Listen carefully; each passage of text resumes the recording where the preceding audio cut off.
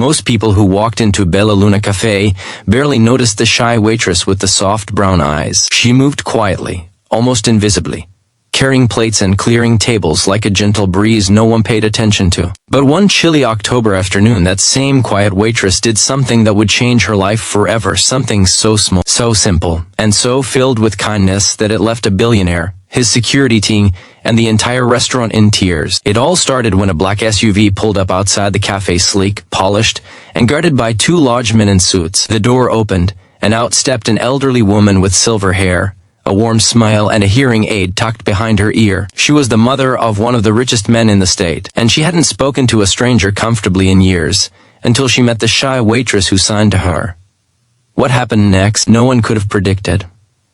Before we start the full story, make sure you subscribe to True Story Tales, where we share real, emotional, inspiring stories that remind you of the goodness that still exists in this world. Hit like, drop a comment, and tell us what kindness means to you. Now let's get into the story. The Bella Luna Cafe was always busiest at lunchtime.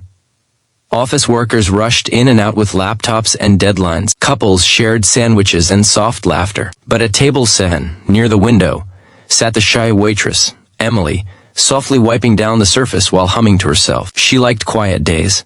She liked routines.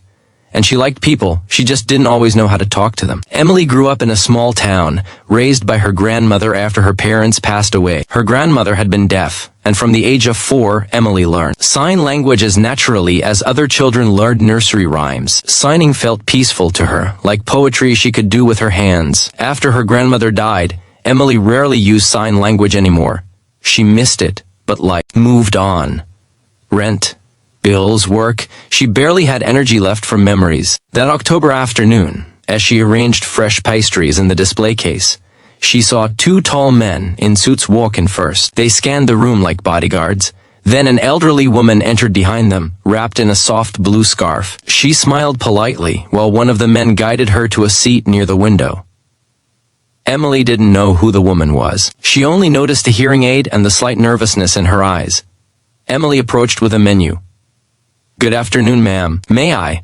The older woman looked up, confused, tilting her ear.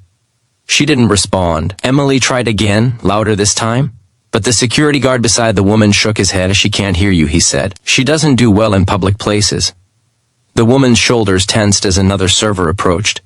The cafe noise overwhelmed her. The clinking dishes, the espresso machine, the customers talking over each other. She looked lost. Emily felt a familiar ache in her chest. She recognized that look. She'd seen it 100 times on her grandmother's face. So, without thinking twice, Emily placed the menu gently on the table and began to sign. "Hello, my name is Emily. Can I take your order?" The older woman froze, her eyes widened. Then her lips slowly curled into the warmest, most grateful smile. She lifted her hands and signed back with elegant, practiced motions. "You know how to sign." "That's wonderful, dear." The security guard stared in disbelief. The room grew quieter. Emily pulled up a chair, and the 2 women spoke with their hands like old friends reunited after years apart. Her name was Evelyn. She had lost her hearing completely 10 years earlier. Most public outings were exhausting for her, even frightening.